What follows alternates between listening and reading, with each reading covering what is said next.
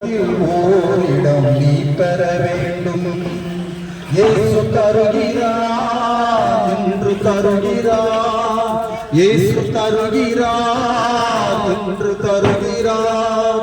அதற்காகத்தான் சிலுவையிலே ரத்தம் சிந்திவிட்டார். அதற்காகத்தான் சிலுவையிலே ரத்தம் சிந்திவிட்டார்.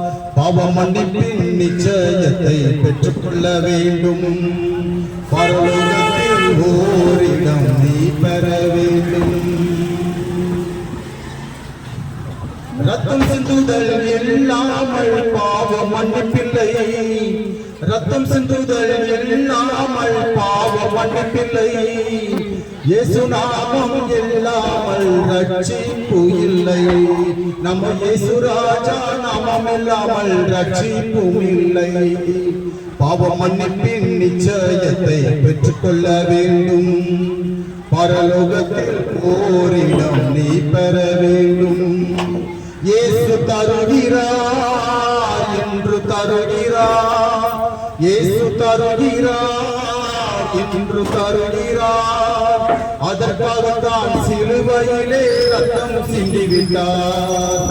அதற்காகத்தான் சிலுவையிலே ரத்தம் சிந்திவிட்டார். பாவ மன்னிப்பின் நிச்சயத்தை பெற்றுக்கொள்ள வேண்டும். பரலோகத்தில் ஓரிடம் நீ பெற வேண்டும். பாவ மன்னிப்பின் நிச்சயத்தை பெற்றுக்கொள்ள வேண்டும். பரலோகத்தில் ஓரிடம் நீ பெற வேண்டும். இயேசு தருகிறார் என்று தருகிறார். இயேசு தருகிறார் என்று தருகிறார். அதற்காகத்தான் சிலுவையிலே ரத்தம் சிந்திவிட்டார்.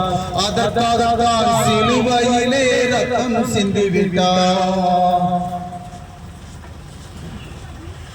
அன்புக்குரிய சகோதர சகோதரிகளே, நம்மை மிகவும் அதிகமாய் நேசிக்கிற வானத்தையும் பூமியையும் உண்டாக்கிய சர்வ வல்லமையுள்ள கடவுளாகிய இயேசு கிறிஸ்துவின் நாமத்தினாலே உங்களை வாழ்த்துகிறோம்.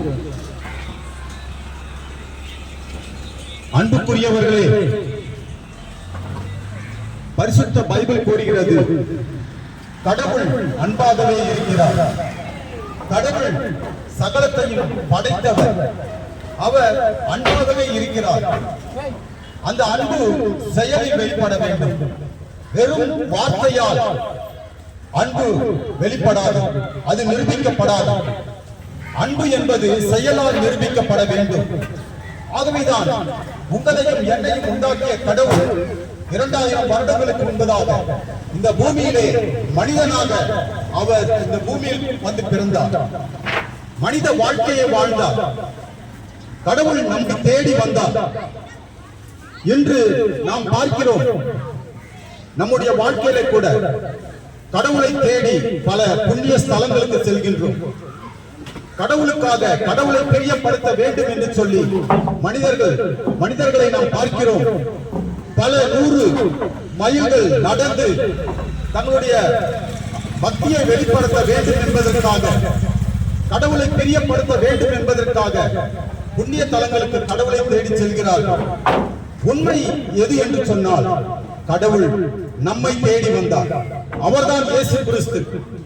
இயேசு இந்த பூமியிலே வந்து வாழ்ந்த பொழுது அவர் கடவுளுடைய மாட்சிமை, கடவுளுடைய வல்லமையை, கடவுளுடைய மகிமையை அவர் வெளிப்படுத்தினார். அவர் ஒவ்வொரு நாளும் நன்மை செய்கிறவராய் சென்று கொண்டிருந்தார். ஆண்டவர் இயேசு கிறிஸ்து அன்பு நிறைந்தவராய் காணப்பட்டார். வல்லமை நிறைந்தவராய் காணப்பட்டார். அவர் உண்மை உள்ளவராய் காணப்பட்டார். இந்த பூமியிலே உலக வாழ்க்கையிலே இயேசுவை போல ஒரு பரிசுத்த வாழ்க்கையை ஒருவரும் வாழவில்லை. இனிமேலும் வாழவும் முடியாது. ஏன் என்று சொன்னால், அவர் கடவுள். அவர் பரிசுத்த வாழ்க்கையை இந்த பூமியிலே வந்து வாழ்ந்து அந்த பரிசுத்த வாழ்க்கையின் வழியாக இந்த பூமியை வாழ வைக்கும்படியாக, பூமியில் உள்ள ஜனங்களை வாழ வைக்கும்படியாக, ஒவ்வொருவரையும் பரிசுத்தமாய் மாற்றும்படியாக, தேவ சாயலாய் மாற்றும்படியாக இயேசு பூமிக்கு வந்தார். பரிசுத்த பைபிள் கூறுகிறது, எல்லாரும் பாவம் செய்து கடவுள் தந்த மேன்மையை இழந்து விட்டார்கள் என்று சொல்லி, கடவுள் இந்த பூமியிலே மனிதனை படைக்கும் பொழுது அவனுக்கு மரணம் இல்லை. கடவுள் மனிதனுக்கு உலக ஆரம்பத்திலே மரணத்தை படைக்கவில்லை. மரணம் எப்படி மனித வாழ்க்கையிலே வந்தது என்று சொன்னால் பாவத்தின் வழியாக வந்தது. பாவத்தின் வழியாக நமக்கு இந்த பூமியிலே பல தண்டனைகள், பல வேதனைகள் வருகிறது. நாம் பாவத்தை குறித்து சற்றும் உணராமல் இந்த பூமியிலே நாம் பார்க்கிறோம். எங்கு பார்த்தாலும் அநியாயங்கள், அக்கிரமங்கள், ஒருவரை ஒருவர் நேசிக்காதபடி சுயநலம் உள்ளவர்களாக மனிதர்கள் வாழ்ந்து கொண்டிருப்பதை பார்க்கிறோம். பல இடங்களிலே நாம் ஒவ்வொரு நாளும் நாம் பார்க்கிறோம். அது மாத்திரமல்ல, செய்தித்தாளில் வாசிக்கிறோம், நாம் யூடியூபில் பார்க்க முடியும். அநேக அக்கிரமங்கள், அநியாயங்கள் ஒவ்வொரு நாளும் பெருகிக் கொண்டே இருக்கிறது. ஒருவரை பார்த்து ஒருவர் தீமைகளை செய்து கொண்டிருக்கிறார்கள். ஆனால் கடவுள் சகலத்தையும் அவர் காண்கிறார். நம்முடைய செயல்களை அவர் பார்க்கிறார். அவருக்கு மறைவானது ஒன்றுமில்லை. நாம் மனம் திரும்பி வாழ வேண்டும் என்று சொல்லி கடவுள் நம்மை அழைக்கிறார். இழந்து போனதை தேடவும் ரட்சிக்கவுமே இயேசு கிறிஸ்து இந்த பூமிக்கு வந்தார். அவர் இந்த பூமியிலே வந்து வாழ்ந்த பொழுது சொன்னார், என்னை கண்டவன் கடவுளை கண்டான் என்று சொன்னார். அவர் மனிதனுக்கும் கடவுளுக்கும் ஒரு சம்மதமும் இல்லை, ஒரு தொடர்பும் இல்லை. மனிதன் தான், கடவுள் தான். ஆனால் மனித உருவில் வந்த இயேசு கிறிஸ்து சொன்னார், என்னை கண்டவன் கடவுளை கண்டான் என்று சொல்லி. அவர் ஏன் இந்த வார்த்தையை சொன்னார் என்று சொன்னால், இயேசுவை தவிர இந்த பூமியிலே கடவுளை அடைவதற்கான ஒரு வழியும் இல்லை. நம்மை மன்னித்து நம்மை ஏற்றுக்கொள்ளும்படியாகத்தான் கடவுள் தம்முடைய ஒரே மகன் இயேசு கிறிஸ்துவை இந்த பூமிக்கு அனுப்பினார். இயேசு கிறிஸ்து மனிதனாக வந்தார், ஆனால் அவர் தேவாதி தேவன், அவர் கடவுள். ஆகவேதான் பைபிள் கூறுகிறது, கடவுள் அவர் மனித உருவில் தோன்றினார் என்று சொல்லி. அது மாத்திரமல்ல, ஆண்டவர் இயேசு கிறிஸ்து தன்னையே நமக்காக சிலுவை மரணத்திற்கு கையளித்தார். இந்த உலகிலே ஒரு கொடூரமான, பயங்கரமான ஒரு மரணம் உண்டு என்று சொன்னால் அதுதான் சிலுவை மரணம். சிலுவையிலே இயேசு கிறிஸ்து தன்னையே ஒப்புக் கொடுத்தார். ஏன் என்று சொன்னால், மனிதர்களாகிய நாம் பாவ மன்னிப்பு அடைய வேண்டும் என்பதற்காக அவர் தமது மாசற்ற ரத்தத்தை சிலுவையிலே சிந்தி அவர் ஒவ்வொருவருக்காகவும் தமது உயிரை தந்தார். இயேசு கிறிஸ்து சிலுவையிலே மரித்தது ஒவ்வொருவருக்காகவும். ஒருவர் இந்த பூமியிலே சொல்ல முடியாது, இயேசு கிறிஸ்து எனக்காக மரிக்கவில்லை என்று ஒருவரும் சொல்ல முடியாது. மதங்களுக்கெல்லாம் அப்பாற்பட்டவர் இயேசு கிறிஸ்து. ஒவ்வொரு மனிதனையும் அவர் ஏன் நேசிக்கிறார் என்று சொன்னால், அவரே மெய்யான பரஞ்சோதியான கடவுள், அவரே ஒளியான கடவுள், அவரே பரிசுத்த கடவுள். அவர் உங்களை நேசிக்கிறார். இந்த நாளிலே ஆண்டவர் இயேசு கிறிஸ்து ஒவ்வொருவரையும் அழைக்கிறார். ஒவ்வொரு நிமிடமும் ஆண்டவர் இயேசு கிறிஸ்து இந்த பூமியில் உள்ள மனிதர்களை, மனுக்குலத்தை நோக்கி பார்க்கிறார். யாராவது அவரை தேடுகிறவர்கள் வருவார்களா? தம்மை தேடி வருகிறவர்களுக்கு அவர் பாவ மன்னிப்பின் நிச்சயத்தையும் முடிவில்லா வாழ்வுக்குரிய நம்பிக்கையும் அவர் தருகிறார். ஆண்டவர் இயேசு கிறிஸ்து அன்புக்குரியவர்களை உங்களை அதிகமாய் நேசிக்கிறார். அம்மா, ஐயா, சகோதரனே, சகோதரியே, இயேசு கிறிஸ்து உங்களை நேசிக்கிறார். கடவுள் உங்களை நேசிக்கிறார். கடவுள் என்று சொன்னாலே அவர்தான் இயேசு கிறிஸ்து. அவர் நமக்காக தமது உயிரையே தந்திருக்கிறார். அவர் நம் மீது எவ்வளவு அன்பு வைத்திருக்கிறார் என்று சொன்னார். ஆகவேதான் நான் சொன்னேன், அன்பு என்பது செயலால் நிரூபிக்கப்பட வேண்டும் என்று சொல்லி. இயேசு கிறிஸ்து தமது உயிரை எதற்காக நமக்காக தர வேண்டும் என்று சொன்னால், அவர் நம் மீது அவ்வளவு அன்பு வைத்திருக்கிறார். நம் பாவங்களுக்குரிய சகல தண்டனைகளையும் அவர் ஏற்றுக்கொண்டார். தமது மாசற்ற உடலில் அவர் பரிகரித்தார். அவருடைய கரங்களில் ஆணிகள் அடிக்கப்பட்டது, கால்களில் ஆணிகள் அடிக்கப்பட்டது. அவர் உடலெல்லாம் தசைகளால், வார்களால் அடிக்கப்பட்டார். தலையிலே முள்முடியை வைத்து அதை பிரம்பால் அடித்தார்கள். அவருடைய முகத்திலே காரி உமிழ்ந்தார்கள். அவர் கொடூரமாய் நடத்தப்பட்டார். அவர் நம் ஒவ்வொருவருக்காகவுமே காயங்கள் பட்டார். சிலுவை மரணத்தை ஏற்றுக்கொண்டார். இந்த அவருடைய சிலுவை மரணத்தின் வழியாக நாம் பாவ மன்னிப்பு அடைய வேண்டும் என்பதற்காக.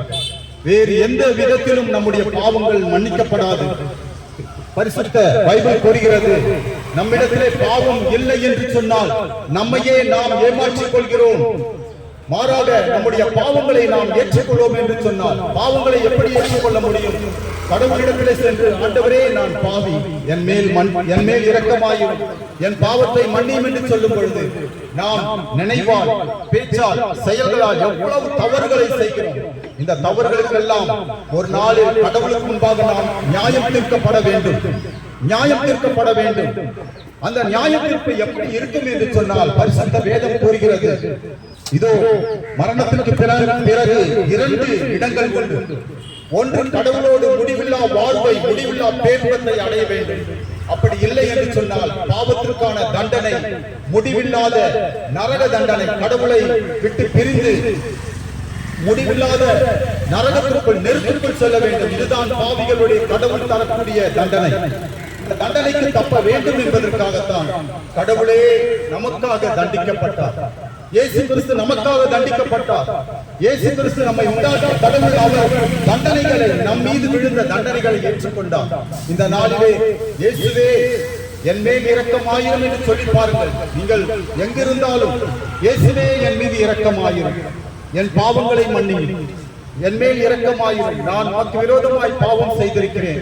நாம் செய்கிற ஒவ்வொரு சிறு தவறும் கூட அவருக்கு விரோதமாகத்தான் செய்கிறோம். ஒருவேளை அது நம்முடைய உடலிலே பிறரை பாதிக்காதபடி நம்முடைய உடலிலே செய்யக்கூடிய ஒரு தவறாக இருக்கலாம், அல்லது நம்முடைய உறவினர்களை, நம்முடைய நண்பர்களை, சுற்றத்தார், இந்த உலகினரை நாம் பாதிக்கப்படக்கூடிய விதத்திலே செய்கிற தவறாக இருக்கலாம். எந்த தவறாக இருந்தாலும் அது முதலில் தவறு, பாவம். அந்த பாவம் பாதிக்கப்படுவது யாரை என்று சொன்னால் கடவுளை தான். ஏன் என்று சொன்னால் நமக்குள் அவர் தந்த ஆவி இருக்கிறது, சுவாசம் இருக்கிறது. இது கடவுள் தந்த வாழ்க்கை.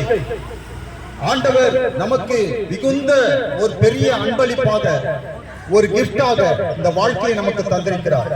இந்த வாழ்க்கையை நாம் வாழ வேண்டும் என்பதற்காக சுகத்தோடு, சந்தோஷத்தோடு வாழ வேண்டும் என்று ஆண்டவர் விரும்புகிறார். ஆனால் பாவ சந்தோஷங்கள் நம்மை முடிவில்லாத நரக நெருப்பிற்குள் கொண்டு சென்று விடும்.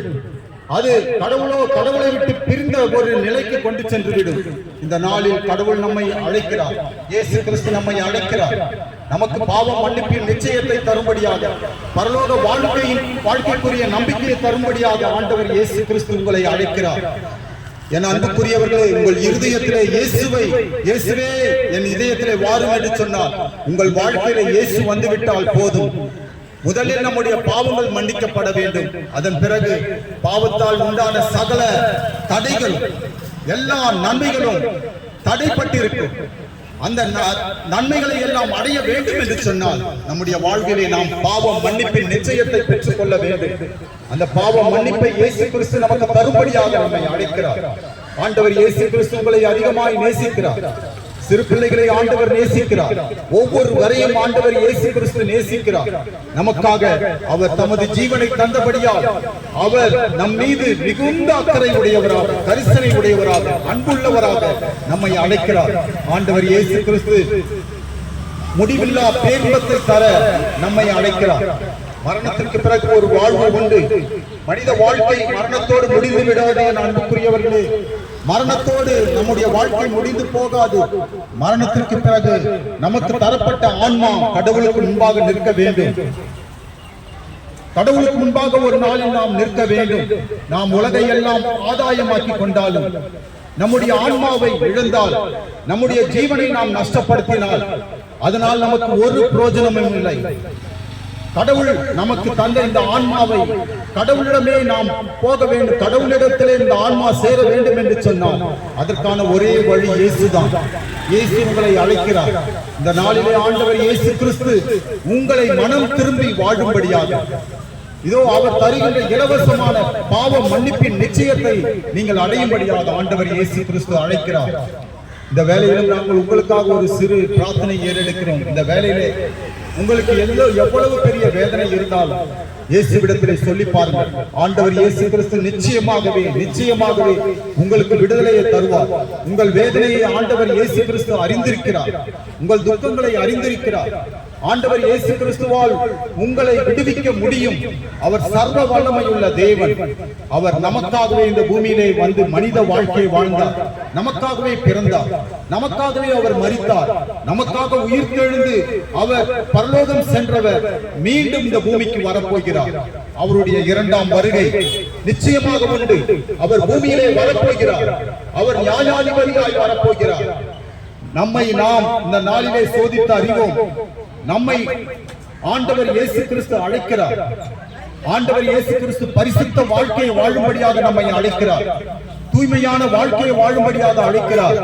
உடல் தூய்மை நம்முடைய ஆத்மாவை சுத்தப்படுத்தாது. நாம் நம்முடைய உடலில் உள்ள அழுக்கை போக்கும்படியாக தூய தண்ணீரால் நன்னீரால் நாம் குளிக்கிறோம். அது உடல் அழுக்கை போக்கும். ஆனால் நம்முடைய பாவத்தை அது நீக்காது. நாம் பாவம் போக வேண்டும் என்று சொன்னால் இயேசுவின் ரத்தமே ஒழிய வேறு ஒன்றுமே இல்லை. இயேசு கிறிஸ்து இந்த பூமியிலே வந்து அவர் மனித வாழ்க்கையை வாழ்ந்து அவர் ரத்தம் சிந்திருக்கிறார். ஆகவே அவருடைய ரத்தத்தினால் கழுவப்பட்டால் ஒழிய நமக்கு பாவ மன்னிப்பு கிடைக்காது. ஆண்டவர் இயேசு கிறிஸ்து இந்த நாளில் உங்களை அழைக்கிறார். இந்த வேளையிலும் நாங்கள் ஒரு சிறு பிரார்த்தனை உங்களுக்காக ஏறெடுக்கிறோம். அன்பின் தேவனே இயேசுவே, இயேசு மகாராஜாவே, இந்த வேளையிலே உள்ள ஒவ்வொரு குடும்பங்களையும் அப்பா, இந்த நாளிலே இந்த செய்தியை கேட்ட ஒவ்வொரு வரையும் கூட உமது திருக்கரத்திலே நாங்கள் ஒப்புக் கொடுக்கிறோம். நீர் ஒவ்வொரு வரையும் நேசிக்கிற அன்பின் தகப்பனாக இருக்கிறபடியா ஆண்டவரே அப்பா, ஒவ்வொருடைய வாழ்க்கையிலே எவ்வளவு பெரிய வேதனைகள் உண்டு அப்பா, வியாதிகள் உண்டு, பலவீனங்கள் உண்டு, பலவிதமான துன்பங்களை அனுபவிக்கிறவர்கள் இந்த நாளிலே ஆண்டவரே இயேசுவே அப்பா உம்மை நோக்கி கூப்பிடுவார்கள் என்று சொன்னார். இந்த வேளையிலே அவர்களை விடுவிக்க நீர் அப்பா ஒவ்வொரு வரையும் நோக்கி பார்க்கிறீர். ஒவ்வொருடைய வாழ்க்கையை பற்றி உமக்கு தெரியும். நீர் மிகுந்த அக்கறை உடையவராக இருக்கிறீர். நீர் மிகுந்த கரிசனை உடையவராக இருக்கிறீர்.